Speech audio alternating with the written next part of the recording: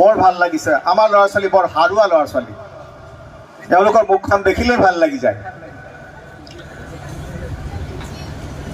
এই নৱজাগৰণ অনুষ্ঠানত আজি মই উপস্থিত হ'বলৈ পাইছোঁ। মোৰ অতি মৰমৰ মোৰ একালৰ ছাত্ৰ, বৰ্তমানৰ প্ৰতিষ্ঠিত অধ্যাপক নেকিবুৰ ৰহমান চাহাবৰ কথা আৰু মোৰ অতি মৰমৰ একালৰ মোৰ ছাত্ৰ ৰূপহী মহাবিদ্যালয় ছাত্ৰ সভাৰ সাধাৰণ সম্পাদক ভিপি ভাইচ প্ৰেচিডেণ্ট আছিলে মহম্মদ আলী, যিজনে আমাৰ অনুষ্ঠান গঢ় দিয়াৰ ক্ষেত্ৰত যথেষ্ট অৰিহণা আগবঢ়াইছে ইতিমধ্যে। তেওঁলোক দুজনৰ আহ্বানত আজি মই ইয়াত উপস্থিত হৈছোঁ। তোমালোকৰ লগত হয়তো আৰু দুই এবাৰ লগ পাইছিলোঁ, মই পাহৰিছোঁ। সেইখন বিদ্যালয়ত যেতিয়া উদ্বোধনী অনুষ্ঠান আছিল তেতিয়া আহিছিলোঁ এবাৰ।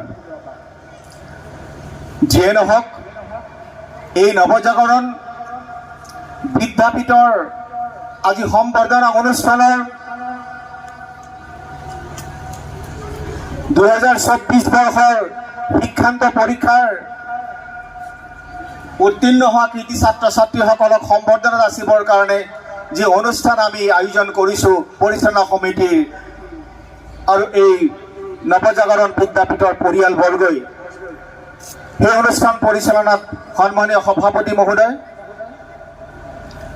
মঞ্চত আসন গ্ৰহণ কৰি থকা মোৰ একালৰ মৰমৰ ছাত্ৰ হাতীচুং কলেজৰ অধ্যাপক নেকিবুৰ ৰহমান চাহাব,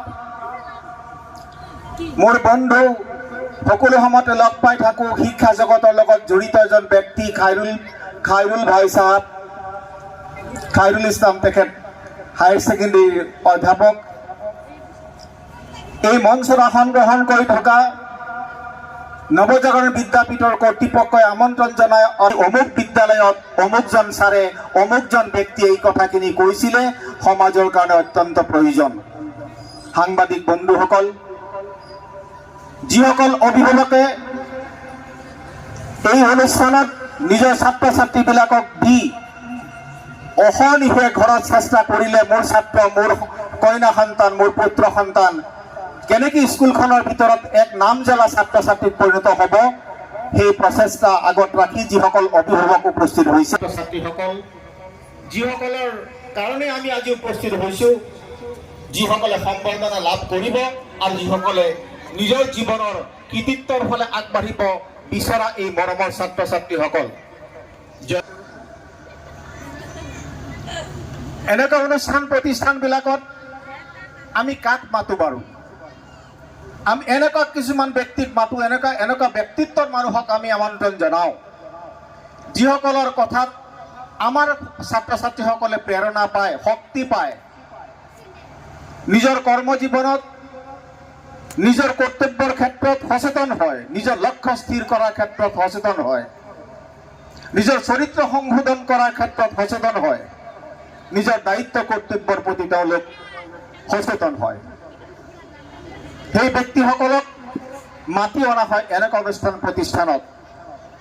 আমি যিসকলক মাতা হৈছে তেওঁলোক হয়তো ইমানখিনি আমি নহওঁ, তথাপি আমি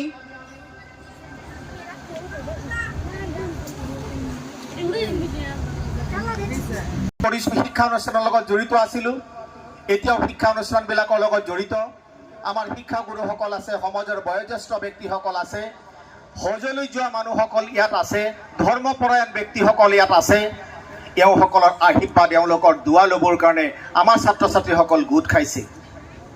এতিয়া প্ৰফেচৰ নেকিবুৰ ৰহমান ইতিমধ্যে কৈছে যে এই বিদ্যা অনুষ্ঠান, এই বিদ্যাৰ প্ৰাণ কেন্দ্ৰ যিটো আমাৰ শিক্ষাগুৰুসকলে যি শিক্ষা দান কৰিছে, তেওঁলোকৰ পাৰিশ্ৰমিক যথেষ্ট কম।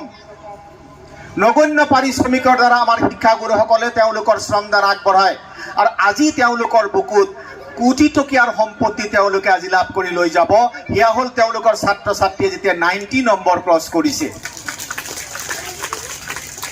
তেওঁলোকে পঢ়ুৱা ছাত্ৰ ছাত্ৰীয়ে যেতিয়া ষ্টাৰ মাৰ্ক আনিছে, তেওঁলোকৰ পঢ়ুৱা ছাত্ৰ ছাত্ৰীসকলে যি ডিষ্টিংশ্যন পাইছে, তেওঁলোকৰ পঢ়ুৱা ছাত্ৰ ছাত্ৰীসকল যেতিয়া নিজক লৈ গৌৰৱ ফিল কৰিছে, সমাজে গৌৰৱ ফিল কৰে, পৰিয়ালৰ মানুহবিলাকে নিজৰ সন্তানক পৰিচয় দিবলৈ আজি আগবাঢ়িছে, মোৰ ল'ৰা ষ্টাৰ, মোৰ ল'ৰা ডিষ্টিংশ্যন, মোৰ ল'ৰা ফাৰ্ষ্ট ডিভিজন, এই কথাখিনিত আমাৰ শিক্ষাগুৰুসকলে নিশ্চয় তেওঁলোকৰ পাৰিশ্ৰমিক বিচাৰি পাইছে।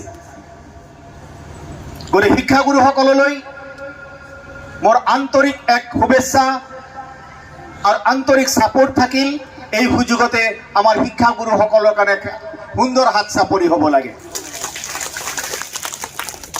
শিক্ষকক সন্মানত ৰাখে, আগত ৰাখে, নিজৰ চৰিত্ৰ সংশোধন কৰাৰ ক্ষেত্ৰত তেওঁলোকে সচেতন হয়। যদি শিক্ষাগুৰু হ'ল তেওঁলোকৰ লগত আছে, যদি পিতৃ মাতৃৰ যদি তেওঁলোকৰ দুৱা আছে, তেতিয়া এই ছাত্ৰ ছাত্ৰীসকলক কোনেও ৰখাব নোৱাৰে, কোনেও পিছফালে আনিব নোৱাৰে। আজি আমি প্ৰতিজ্ঞা কৰিব লাগিব ছাত্ৰ ছাত্ৰীসকলে যে নিজৰ মাজত থকা যিখিনি প্ৰতিভা শ্ৰেষ্ঠত্ব আমি দিম, বিলাই দিম। আমাৰ শিক্ষাগুৰু যি কয় মই তাকে শুনিম। শিক্ষাগুৰুসকল হৈছে আৱিষ্কাৰক, ডিস্কভাৰাৰ। কি ডিস্কভাৰ কৰে? ছাত্ৰ ছাত্ৰীসকলৰ মাজত থকা যিখিনি সম্ভাৰ, ছাত্ৰ ছাত্ৰীসকলৰ মাজত যিখিনি প্ৰতিভা আছে, সেই প্ৰতিভাখিনি শিক্ষাগুৰুসকলে উলিয়াই লৈ পেলাই ছাত্ৰ ছাত্ৰীসকলক গাইড দিয়ে। তুমি এইটো পাৰিবা, তুমি সিটো পাৰিবা, তুমি এদিনাখন তোমাৰ ভৱিষ্যত উজ্জ্বল, তুমি এদিনাখন লয়াৰ হ'ব পাৰিবা, ইঞ্জিনিয়াৰ হ'ব পাৰিবা, ডক্টৰ হ'ব পাৰিবা, এডমিনিষ্ট্ৰেটিভ অফিচাৰ হ'ব পাৰিবা, তুমি এজন নাম জ্বলা ব্যৱসায়ী হ'ব পাৰিবা। আমাৰ সমাজখন চলাই নিবৰ কাৰণে মাত্ৰ এক ধৰণৰ ব্যক্তি হ'লে নচলিব। সমাজত বহুমুখী ব্যক্তিত্বৰ মানুহৰ আমাৰ সমাজখনৰ প্ৰয়োজনীয়তা আছে। ৰাজনৈতিক পৰিপক্কতা আমাৰ সমাজখনৰ অত্যন্ত প্ৰয়োজন। আজিৰ সমাজ ব্যৱস্থা, ৰাজনীতিয়ে ইমানখিনি কলুষিত কৰি পেলাইছে সমাজ ব্যৱস্থাক। এই সমাজৰ মানুহখিনিয়ে হিন্দুক বিচাৰি পায়, মুছলমানক বিচাৰি পায়, মানুহ বিচাৰি নাপায়। মানুহ নাই, মানুহ প্ৰায় আমি নাইকিয়া কৰি পেলালো। আমি বিচাৰিছো হিন্দু, আমি বিচাৰিছো মুছলমান। এই ৰাজনৈতিক যিটো সংস্কৃতি, এই অপসংস্কৃতিলৈ আমি ঠেলি দিছো ৰাজনৈতিক কৰ্মকৰ্তাসকলে। আমি এওঁসকলক অনুৰোধ জনাম, আৰু আমাৰ হাতত দায়িত্ব আহিছে, শিক্ষাগুৰুসকলৰ হাতত দায়িত্ব আহিছে যে আমি হিন্দু মুছলমান কৰাতকৈ আমি মানুহ বনাবলৈ চেষ্টা কৰোঁ। এই সমাজ সংস্কাৰ কোনে কৰিব? এই আমাৰ ছাত্ৰ ছাত্ৰীসকলে উহা বন্ধ কোনে কৰি দিবলৈ আমি আগবাঢ়িছোঁ? এই মন্দিৰো আমাৰ, মছজিদো আমাৰ, গুৰুদ্বাৰো আমাৰ। আমি এয়া কথা আমি জানো।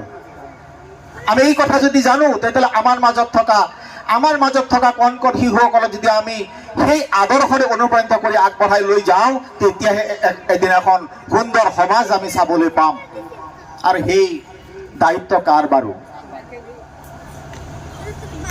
দায়িত্ব এক নম্বৰ দায়িত্ব হৈছে পিতৃ মাতৃসকলৰ ঘৰত কেনেকুৱা পৰিৱেশ দিছে।